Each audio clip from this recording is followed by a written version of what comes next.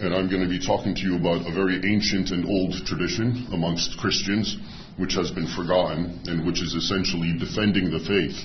And to understand it, we really have to go back in time in history and talk about Christianity, Christendom's original chief nemesis, which many people have forgot, which really was Islam, believe it or not.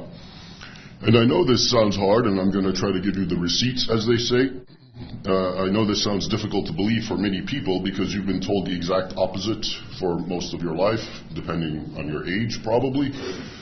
And a lot of that has to do with the fact that, as we're talking, and based on Tradfest, the idea of Christianity sort of receding, going in the background, losing faith in itself, which is to say Christians losing faith in themselves, all of that has created various symptoms. So to me, the rise and return of Islam is very much symbiotically connected to the recession and the weakening of Christianity. And I think you'll see what I mean when I get done talking a little bit about this particular tradition that we obviously have forgotten and which is needed in many ways, not just as physical defense, which is what I'm going to primarily be focusing on, but spiritual defense, cultural, civilizational defense. All of these have really collapsed, it seems, in recent years and decades, and that's why what's happening is happening. It's really interesting to note that the West is actually so much more powerful than, let's say, the Islamic world, and yet at the same time it is suffering from it constantly, okay? And that doesn't make any sense. So that's just preliminary thoughts. Let's, for starters, clarify history. Because like I said, this is my primary field. It really surprises me to see how often it's the exact opposite. And I'll tell you how it became the exact opposite. So, the tradition of Islam in the West, let's go back in time. Islam, according to the traditional rendering, basically starts in the year 622 with Muhammad in Arabia. And he preaches, I'm sure you know, jihad, which gets translated as holy war. And already the confusion starts because you've been hearing, no, jihad means something else. It means fighting the self, you know. But no, it was actually holy war. That was the exact and only way it was understood. And right from the beginning, after Arabia was consolidated, most people don't know this, but if you talked about the Christian world at the time of Muhammad in the 7th century, the majority of it is in those countries which we today call the Muslim world. Okay? So that would be all of North Africa, from Egypt in the east all the way to Morocco, Libya, Algeria, Tunisia, and the Middle East, okay, which would be the modern states of Syria, Lebanon, Israel, PA territories, Jordan, Iraq, and of course Asia Minor, which is what we call Turkey. So not only were those regions Christian, they were actually more Christian than Europe in the 7th century. Okay? And people are not aware of this. It's kind of interesting because they seem to think those areas were somehow always Islamic, and if not Islamic, somehow Eastern and different. No, there was actually a deep continuity between the North Africa and what we call the Middle East and Europe.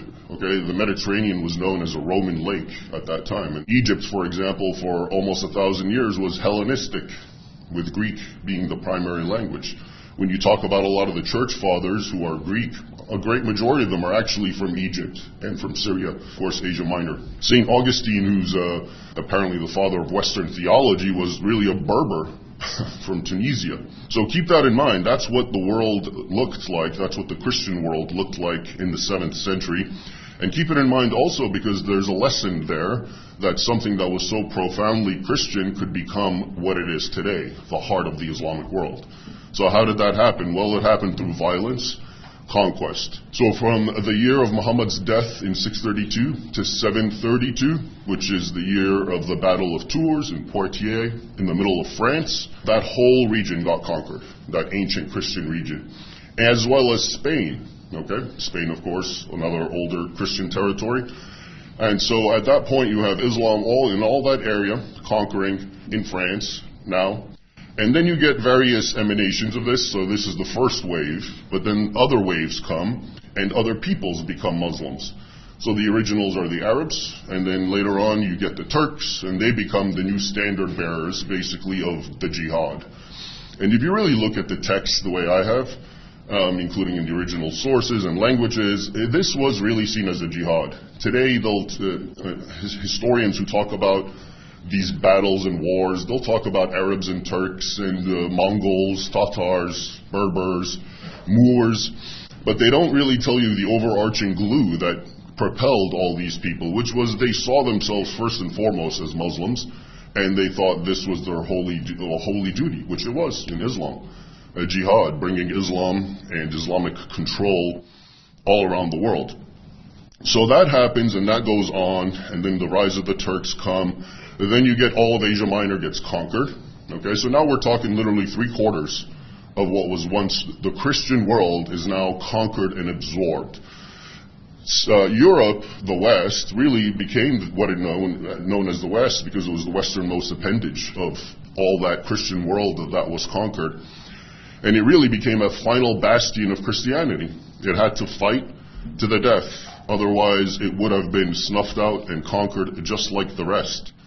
And this is interesting because we come to the concept of warfare and Christianity, because there's apparently nowadays a lot of people, I use this word, I call it doormat Christianity, and to me it's the prevalent form of Christianity in the West, which is basically, if you want to be a good Christian, then you just behave like a doormat, and you never challenge anyone, you don't stand in anyone's way, you don't judge, you don't condemn, you're a doormat. Okay, well that doesn't seem to me to be how Jesus behaved, because he also whipped people and hurled tables, so there's definitely a time for everything, a time for war and a time for peace, as the Bible itself says. But the Christians had no compunction at this point fighting back, and they did it again in the concept of just war theory, which I won't get into, but of course that has the deepest roots in the Catholic tradition, as we know, and it is in fact just. But to just give you an idea of how horrific this sort of thing is, and the lies, if you look at Spain today, the way it's taught in colleges, you'll hear about the Golden Age and how Islam brought knowledge and wonders and technology and all this sort of thing. Much better historians than myself, who are from Spain, have written books in Spanish and in Portuguese completely debunking this and showing you that in fact what Spain was essentially a microcosm of what I just described, which is the long Islamic war on essentially Christian nations. So if you look at that country, literally after it got conquered in the year 711, as part of that long continuum I told you about before they entered in France, it took it centuries, 700 to 800 years, fighting Muslims back, because after the Iberian Peninsula fell, a few Christians were holed up in the northwest quadrants of the peninsula, and from there the Reconquista began. And that literally took 7 centuries of extreme bloodshed, violence. Think about ISIS, pyramids of heads, crucifixions. That was what was going on. That's what the Muslims were doing against the Christians as they tried to reassert and reclaim their territory. And again, to really emphasize to you just how warped things have become, that same nation now, Spain, after having spent 7 centuries of this, last I heard is they just gave a blanket check to like 500,000 or 1 million migrants from Africa. Okay? So clearly we can say those who don't learn from history are doomed to repeat it in very graphic ways. All right? But also it's important to note and to emphasize that during this long war that what went on from Islam against Christianity, and the only rebuttal really is the First Crusade, which people are so freaked out about. But to give you an idea, that it also had hostility for Christianity. So again, this wasn't just warfare to conquer and, whatever, you can have your religion. No, this was very much rooted to Islamic doctrine and teaching, which is about subjugating the other and putting them in their place. All throughout these centuries that I'm discussing, wherever the Muslims would conquer a Christian region, it would be very par for the course for churches to be attacked and destroyed. The nice ones would be transformed into mosques, okay? Christians would be killed haphazardly, especially if they dared resist. Women and children abducted, enslaved, raped, okay? What I described as normal warfare attack on people. It was always there because there was always this thing about desecrating churches and statues of Jesus and breaking crosses and all that sort of thing. It's from the beginning all the way on to, up until we saw with ISIS and groups like that. But to give you one idea, in the year 1009, the Fatimid Caliph Hakim Ba'amrullah, who was based in Egypt, destroyed, according to the Muslim source historian al-Makrizi, 30,000 churches in Egypt and Syria, which on the one hand, again, underscores just how profoundly Christian that region was before Islam did what it did, and also how bad the persecution was. He also destroyed the Holy Sepulchre Church. Not a lot of people know that, but the original one was destroyed by him. And then a smaller one was rebuilt. And then that one started to be attacked as well in that same century, the 11th century, which finally led to the First Crusade. And right before the First Crusade, the Turks were running amok, and especially in Asia Minor. And the sources I've looked at, especially Armenians, we know about the Armenian genocide. In fact, yesterday was, I think, the Armenian Genocide Remembrance Day. But most people don't know that the genocide really began 1,000 years ago at the hands of the Turks, when they started pouring into Greater Armenia and East Asia Minor and all the way up into the West. And according to the sources, such as Matthew of Edessa, who was a contemporary, literally tens of thousands of Christians were being butchered, many more enslaved.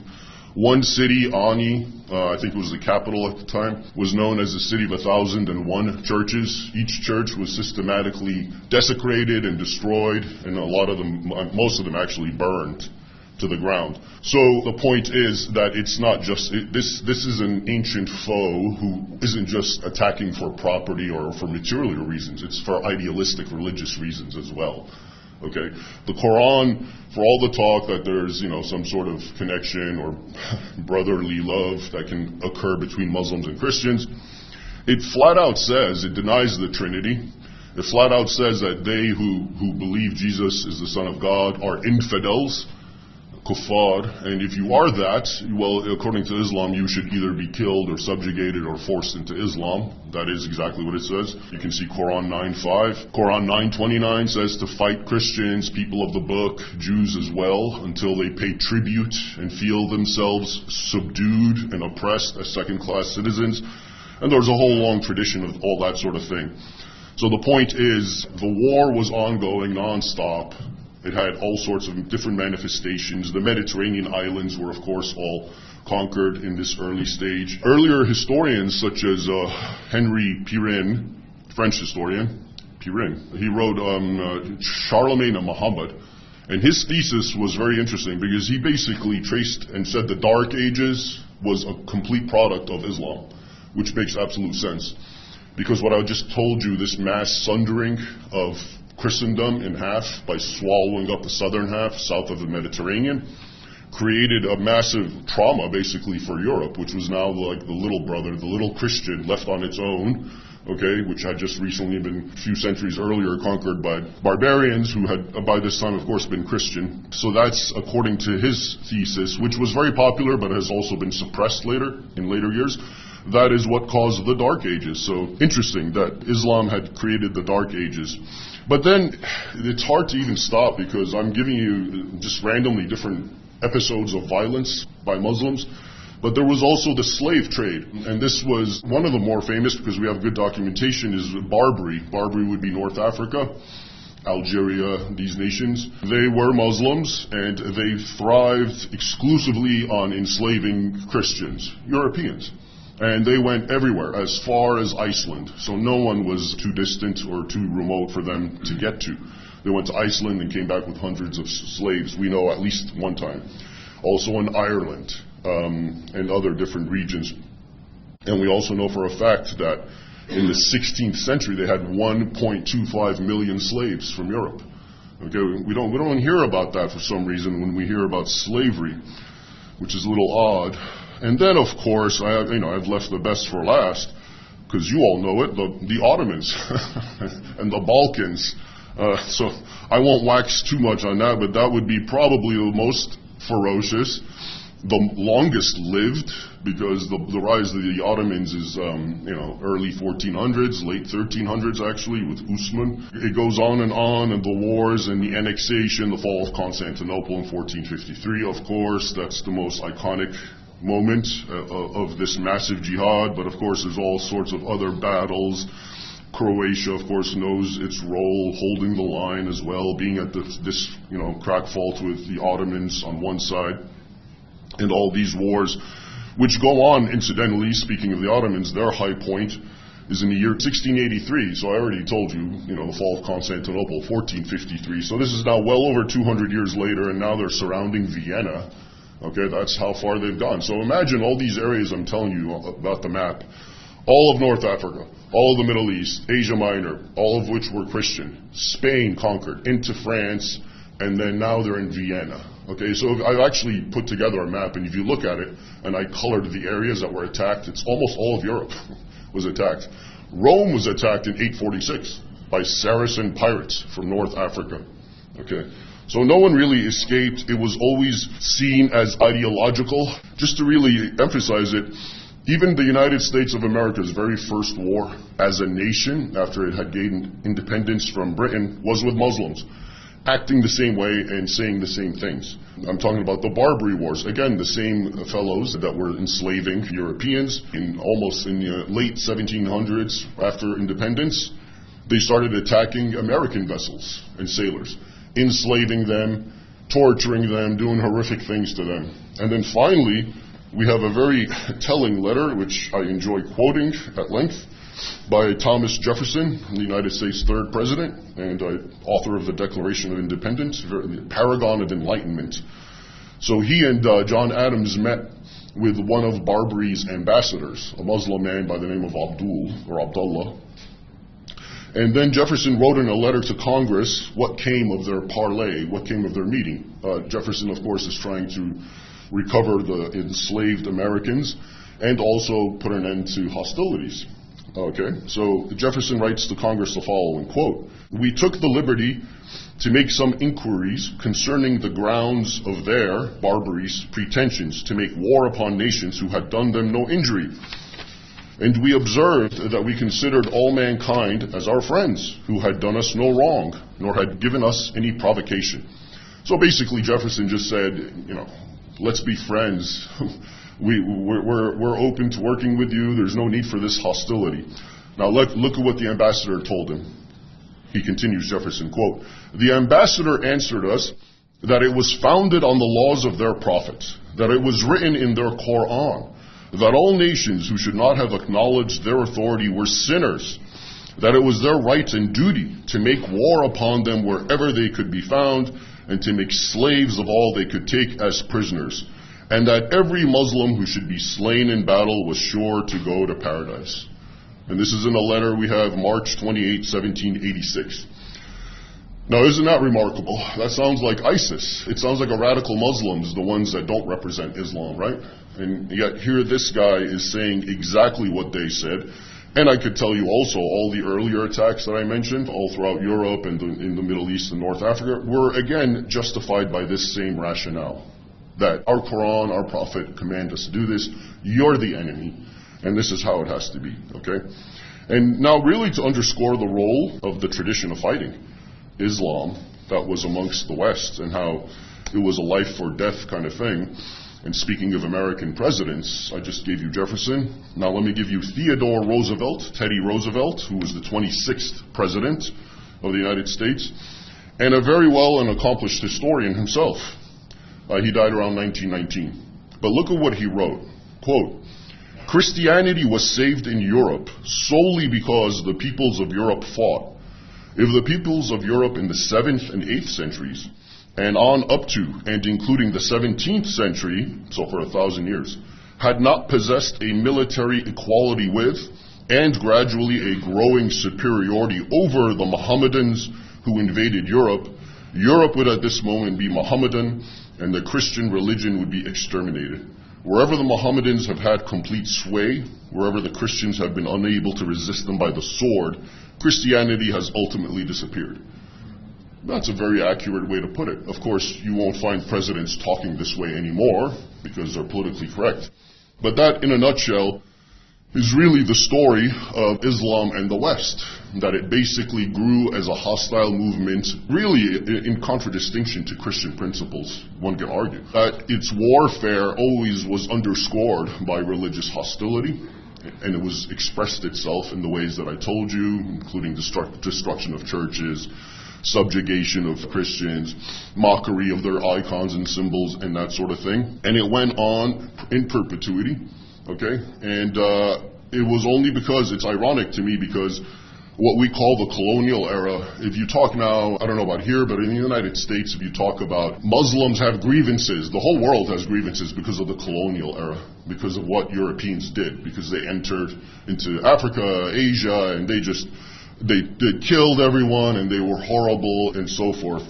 What's interesting and what's missing from this is if you really look at the colonial era, it really, parts of it started, again, in response to Muslims. France, when it started going into Algeria, it was because of the Algerian slave trade and the Muslims there who were, as I was telling you, enslaving vessels, including the United States and so forth. So that's what brought it, and to a lot of Europeans back in that day, they weren't necessarily crusaders, but they understood the old logic that, we're fighting back, and they also knew this was formerly Christian territory. Okay, so that was what happened, and believe it or not, if you look at the colonial era, it's not that now they tell you that's what Muslims are upset about. It's actually the opposite. During the colonial era is when Muslims more or less lost faith in Islam and became, if you want, westward looking. And you can see this, the perfect example is what happened in Turkey. Ottoman Turkey, which, as I said, was the scourge of Europe for centuries, was the first one to turn its back on religion, jettison Islam, adopt the Roman alphabet, get rid of the Arabic alphabet, and become highly secular under Ataturk. Why is that? Well, because I think from the start, the Muslim peoples gravitate towards this creed because it's the strong horse, as they say. And people want to follow a strong horse. But when they realized it wasn't, and the West was actually assertive and confident in its ways and coming in and taking over and bringing with it all sorts of booms in technology and medicine, learning, they started, despite themselves losing faith in Islam. Many people don't realize this because we get a different narrative. We're told that this is when they were upset. That's the new narrative. It's actually now the opposite. You know when Muslims start to turn back towards Islam? It's when the West actually loses its own faith in itself. I give it the loose time, I'd say in the 1960s, all right, with the rise of that sort of mentality and permissiveness and decline of Christianity. That's when you find Muslims very much they grow disgusted of Western culture. One of the prime examples is Sayyid al-Qutb, an Egyptian. He became the Muslim Brotherhood's chief theoretician, and he went to America in the 1950s to learn, and he was flabbergasted and shocked to see men and women consorting, okay, by 50 standards. And so he was one of many who came up with the idea that these Western people, we can appropriate and learn from them technology and science and whatever, but we want nothing to do with their culture. It's corrupt, it's depraved. So what happened? They fell back on Islam. Okay, and Islam became the default. So we use their science and technology, but we govern ourselves culturally, civilizationally, according to Islamic principles. So that's the story of Islam in the West. That is the old ancient tradition between these two groups. One was violent, one conquered, one actually fought back, did the best it could, and eventually prevailed. And now Islam is coming back in the guise of, let's say, Muslim migration in Europe, which is a major issue, especially in the Western Europe, of course. Nations like France and the UK, Germany, but other countries as well are getting these large numbers of Muslim migrants. Many of them come bringing the sorts of mentality, okay, you're the infidel, you exist for me to plunder, rape, do whatever. So we see that is happening. And, but the bottom line is you have to understand the difference, and this is what I was trying to say earlier, is a lot of people, it's very common nowadays to say Muslims are invading Europe. Well, no, that is absolutely incorrect. They're not invading, they're being invited. That's the difference. The history I told you about, Europeans did everything they could to fight back. Now, this is what I was saying, now Europe is much more powerful than the Islamic world, technologically, economically, even militarily. So why is it losing? Back when, the times that I was telling you about, including the Crusades and before the Crusades, Europe was actually the weaker compared to the massive Muslim world. But it really fought to the death to continue. Now it's so powerful, but it's being terrorized because it can't even create policies that are rational. And so I think that really sums it up in the end, which is that basically because the West has lost its purpose. I mean, look at what we call it, the West. What other civilization is known by a direction? You know, we don't really have much of an identity. We're a direction, okay? And it's not something to fight and die for, is it? A direction. There's Islamic civilization, there's Hindu civilization, Chinese, but then there's the West, which is very interesting in and of itself. So I think until such time that the West manages to reassert its Christian identity, publicly especially, not just privately, and also reject this fabricated historical amnesia, okay? Because, like I said, those who forget history are certainly doomed to repeat it, and that is, in fact, what's happening in Europe. And, of course, most importantly, to defend free speech on these topics, okay? This is not hate speech. The new game is when someone like me talks about what I'm talking about. I'm just giving you historical facts. To call it hate speech is just a very cynical way of just shutting it down, and people should definitely be cognizant about that. And the bottom line is civilizations that believe in themselves, which in this case actually Islam does, survive, and those that don't, well, they disappear. So I think it's time to resuscitate the traditional way of the Christian world. Thank you.